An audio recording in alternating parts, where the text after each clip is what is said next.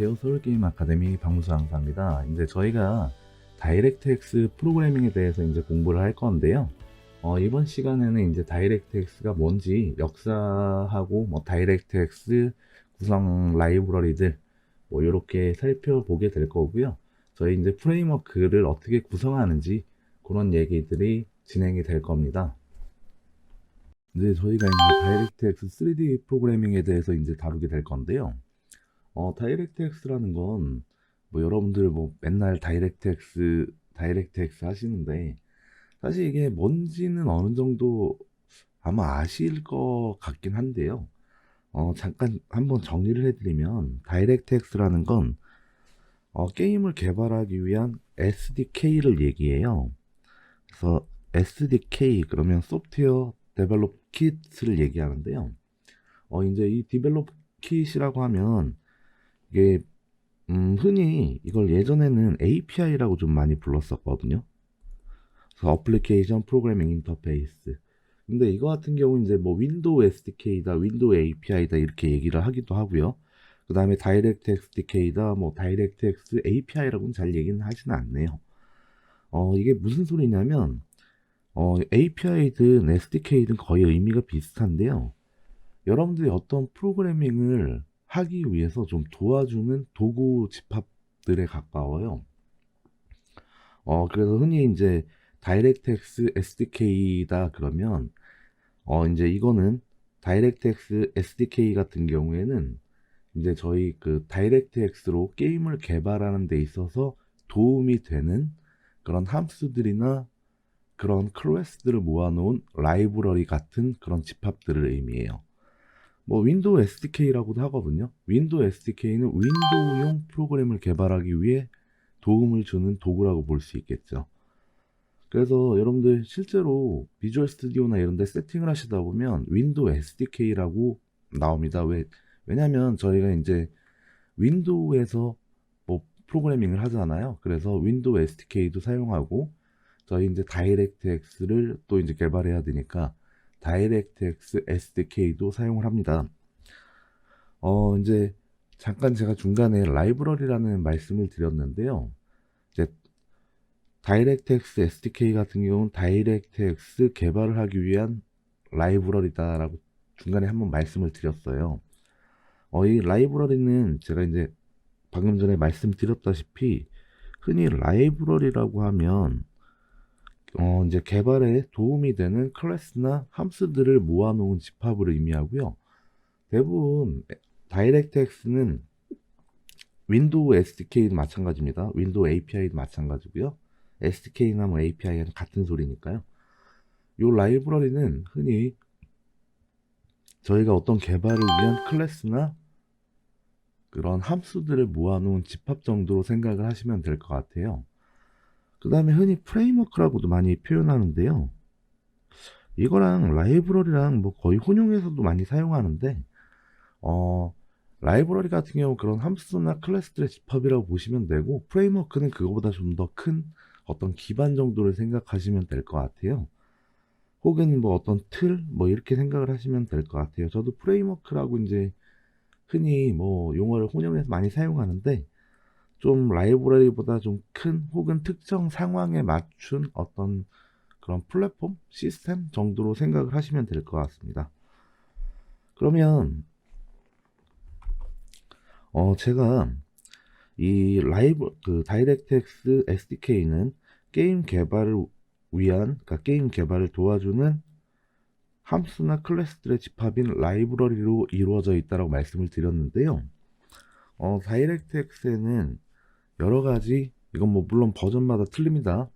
하지만 저는 이제 지금 현재 지원 중인 컴포넌트들을 한번 좀 말씀을 드려볼게요. 이 지원 중인 라이브러리 안에 그러니까 여러 종류들의 컴포넌트들이 있다고 생각을 하시면 됩니다. 이 안에 컴포넌트. 그래서 이 컴포넌트 종류는 뭐가 있냐면요.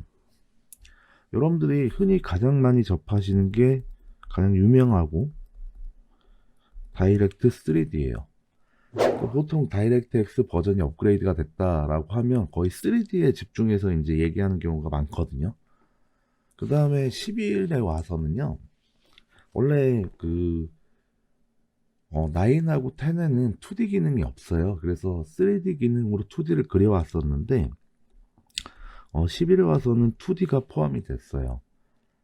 그리고 뭐 2D에서 이제 옛날처럼 뭐 하드웨어 가속도 이용 못하고 막 이런 수준이 아니라 이제 하드웨어 가속도 전부 다 지원을 하고 정말 2D용 게임을 만들기 위한 라이브러리가 포함이 됐고요. 그 다음에 다이렉트 라이트라고 해서요. 폰트나 글씨 같은 걸 출력해주기 위한 컴포넌트도 포함이 되어 있습니다. 그 다음에 DXGI라고 해서요. 이건 좀 약간 어려운 개념일 수 있는데, 이거 그래픽 하드웨어하고 통신을 위한 건데요. 이런 거 생각하시면 될 것 같아요. 저희가 그래픽 카드가 뭐 엔비디아도 있고 AMD도 있고요. 또 그 안에서도 막 뭐 GTX 1050이니 1060이니 RTX 뭐 2080이니 이렇게 나오잖아요. 그래서 그런 그 어떤 드라이버에도 상관없이, 그러니까 어떤 그래픽 카드여도 상관없이 저희가 일관적으로 프로그래밍 해줄 수 있는 그런 추상화된 API 정도로 생각을 하시면 될 것 같아요. 그래서 DXGI는 제가 이후에 한번 또 말씀을 드리니까요. 그때 한번 정리를 한번 해드릴게요. 그 다음에 컴퓨트 해가지고 다이렉트 컴퓨트. 요거는 언젠가부터 GPU를 이용해서 저희가 쉐이더, 그러니까 그래픽 프로그램만 하는 게 아니라 물리라든가 여러 가지 기타 연산을 하기 시작했거든요. 비트코인 채굴기가 나오면서 그래픽 카드가 되게 올라갔잖아요. 그 원흉이 되는 애 중에 하나입니다. 그래서 CPU에서 처리할 걸 GPU한테 맡겨서 처리해서 빠르게 처리할 수 있도록 해주는 그런 라이브러리고요. 그 다음에 엑스오디오. 예전엔 다이렉트 사운드라고 해가지고 이제 DX의 사운드 모듈이 뜬 걸 많이 사용했는데, 지금 같은 경우는 그건 이제 디플리케이트 돼 있는, 그러니까 개발이 중단돼 있는 컴포넌트고요. 지금은 엑스오디오 2를 많이 사용을 하고요. 그 다음에 이제 레이트레이싱 기능도 컴포넌트도 지원을 해줍니다. 요 레이트레이싱 같은 경우에는 요즘에 뭐 RTX라고 하잖아요. 그 엔비디아 거.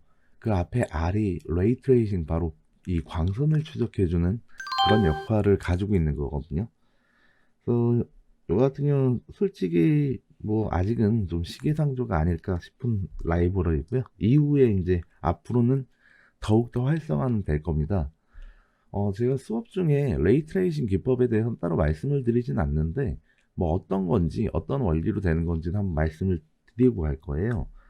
그 다음에 ML이라는 게 있는데요. 요거 같은 경우에는, 어떤 컴포넌트냐면요. 이건 기계학습을 위한, 그러니까 뭐, 저희가 딥러닝 뭐 그렇게 얘기하잖아요. 머신러닝. 이런 거를 지원해주기 위한 그런 저희 컴포넌트고요. 원래 텐서코어라 그래서 엔비디아 내에 그 어떤, 뭐라고 표현해야 되나요? 어떤 전용 칩이 있거든요. 전용 프로세서가 있는데 그걸 쓰지 않고도 뭐 DX12만 지원한다면, 다이렉트X만 지원한다면 기계학습용으로 쓸 수 있도록 해주는 그런 컴포넌트인데요. 이 두 개는 12에서 포함이 되어 있는 거고요. 저희는 잠시 후에 말씀드리겠지만 11로 프로그래밍을 할 거기 때문에 사실 이 두 가지의 기능을 사용할 수 없고요. 12에 와서는 사실 공식적으로 아직 발표된 것 같지는 않지만 피직스라는 기능도 포함이 됐어요. 물리 엔진. 그래서 옛날에 해벅이라는 엔진 자체를 커스터마이징해서 이제 MS에서 인수해서 커스터마이징해서 내놓는 그런 라이브러리인 것 같은데요. 이것도 저희가 12에서만 사용할 수 있어서 저희가 12를 사용하기 때문에 이것들은 사용할 수가 아직은 없습니다. 자, 그러면 저희 이제 잠깐 다이렉트X 역사에 대해서 잠깐 말씀을 드리고 가면요. 이거 제가 더더군다나 이거 그 버전에 대해서 꼭 말씀을 드려야 되는 게, 저희가 왜 11을 사용하는지에 대한 얘기가 여기서 좀 나오기 때문에요. 음, 제가 웬만하면 좀 이렇게 길게 이런 부연 설명은 좀 안 드리려고 하는데요. 안 그래도 이게 되게 피곤하실 거고 되게 힘들고 그런데 이런 막 얘기까지 너무 많이 나오면 너무 힘들어 하시니까 그래서 제가 그런 걸 최대한 자제하려고는 하는데 이게 첫날 첫 시간이라 어쩔 수가 없네요. 자, 저희가 이제 다이렉트X 버전을 치면요.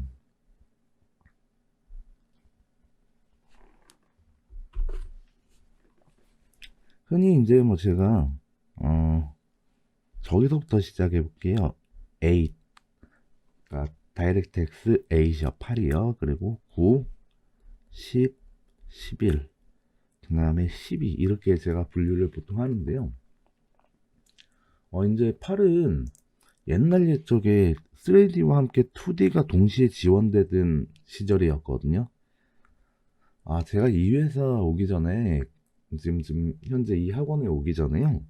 그 전에 이제 라그나로크 아마 다들 한번 들어보셨고 플레이를 해보셨을 거예요. 그쪽 엔진 파트장이었는데 그 라그나로크가 바로 이 8 버전으로 개발이 돼 있었어요. 그 다음에 9 여기에서 이 9이 아직까지도 뭐 예전 좀 오래된 게임들은 아직까지도 많이 사용을 하고 있는데요. 요 8에서 9으로 오면서 시대가 좀 바뀌어요. 그래서 이때까지는 CPU 렌더링에 중점이 됐다면요. 9 시절부터 엔비디아에서 GPU라는 용어를 만들고 이때부터 쉐이더라는 게 본격적으로 지원이 되기 시작해요. 그래서 게임계의 혁명이 일어나거든요. 그래서 2000년대 초중반을 기점으로 여러분들 유튜브 같은 데에서 보시면 게임들 역사 나오잖아요. 그래픽이 어떻게 변화되었는지 뭐 툼레이더라든가 뭐 여러 가지 레이싱 게임이라든가 그런 거 보시면 2000년대 초중반을 기점으로 그래픽이 완전 업그레이드가 되기 시작하거든요. 그게 바로 9에서 CPU 렌더링과 함께 GPU 렌더링을 시작하면서부터예요. 그래서 9이 좀 두 가지가 CPU 렌더링하고 GPU 렌더링이 혼종되어 있는 상태거든요. 그래서 어떻게 보면 편하기도 해요. CPU로 필요하면 CPU 렌더링하고 뭐 GPU가 필요하면 GPU 렌더링이 필요하면 GPU로 하고. 근데 이때는 완전히 그런 쉐이더에 대한 구조 자체를 정확히 뭐 정립하지는 않은 그런 단계다 보니까요. 이때까지는 이제 좀 어떤 렌더링 파이프라인도 되게 복잡하고 좀 막 정신없이 됐었는데요. 그래서 그것들을 다 갈아엎고 이제 GPU에 맞도록 구조를 바꾼 게 바로 1011입니다. 얘는 GPU 렌더링만 가능해요. 그래서 즉 쉐이더가 없으면 렌더링을 할 수가 없습니다. 그리고 이쯤 와서요. 10에 와선 뒤에서 배울 지오메트리 쉐이더라는 게 추가가 됐고요. 11에 와서는 또 역시 뒤에서 배울 테셀레이션이라는 애가 포함이 됐습니다. 그리고 12는요. 하드웨어 이거는 좀 약간 이것까지 말씀을 드리면 좀 많이 너무 깊게 들어가는 거라서 12는 좀 뭐 제가 자세히 설명은 뒤에 한번 드릴게요. 근데 12 같은 경우에는 제가 11을 사용할 거라 그랬잖아요.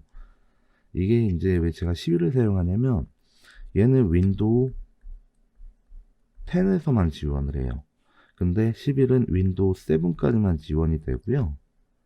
아직 윈도우 10으로 전부 다 전환이 되지 않았기 때문에 게임 업계에서 11을 사용하는 경우는 별로 없어요.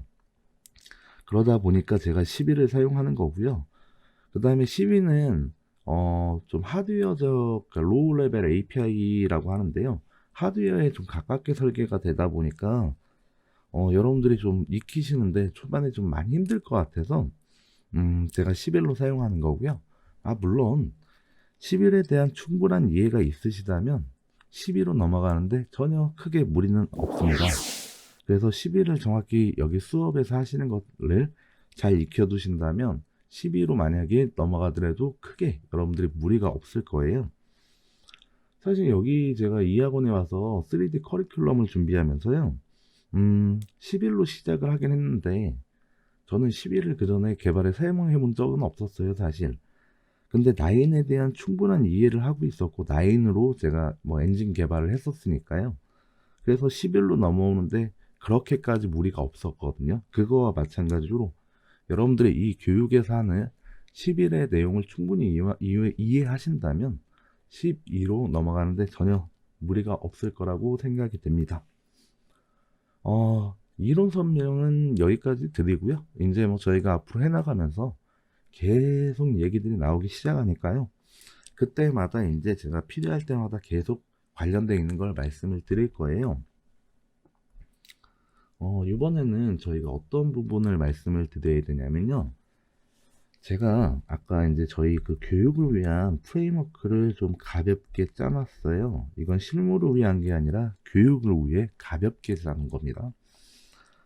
근데 요 프레임워크를 짜놨는데요. 이 프레임워크를 제가 또 나눌 거예요. 얘는 라이브러리로 해서 나눌 거고요.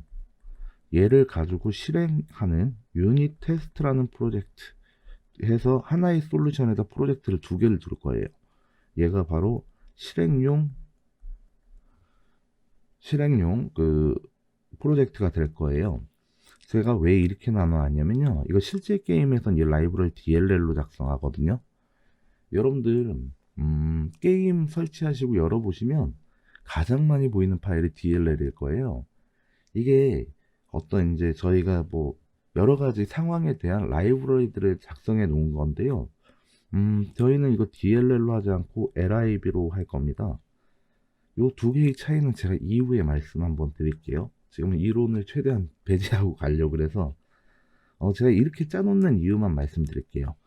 이 프레임워크에는 저희가 게임을 구동하는 데 있어서 필요한 공통적인 사항들을 넣어놓을 거고요.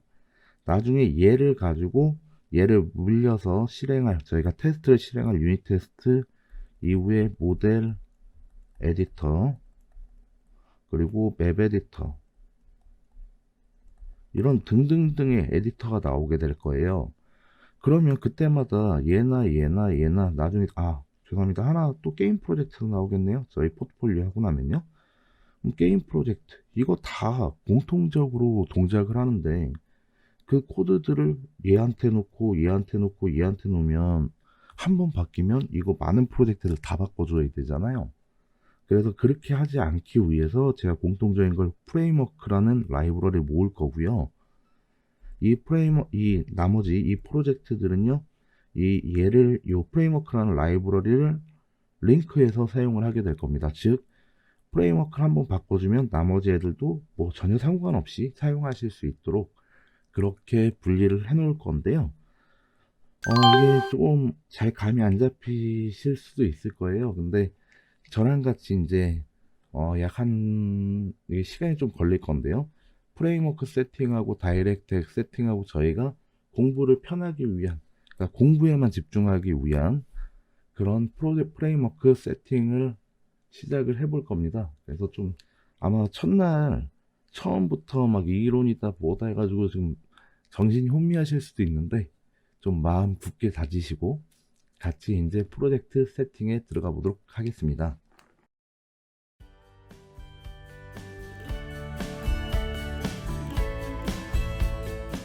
오늘 이번 시간에 이제 다이렉트X가 뭔지 공부를 했고요. 이제 저희 프레임워크를 어떻게 구성할 거다라는 걸 이제 말씀을 드렸어요.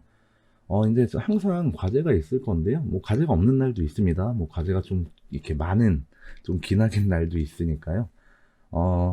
자, 과제로는 다이렉트X에 대해서 한번 찾아보시고요. 이거 뭐 제가 이렇게 좀 말씀드리는 거는 꼭 한번 찾아보시기를 좀 바랄게요.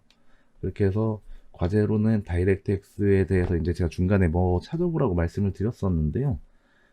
그 다이렉트X의 뭐 라이브러리라든가 다이렉트X가 뭔지 이런 거 한번 자세히 매뉴얼이라든가 혹은 뭐 위키라든가 이런 데서 좀 읽어 보시면 좋겠고요. 자, 다음 시간에 이제 본격적으로 저희 프로그래밍을 하기 위한 프레임워크 세팅에 들어갈 겁니다. 자, 이번 시간도 수고 많이 하셨고요. 다음 시간에 또 뵙도록 하겠습니다.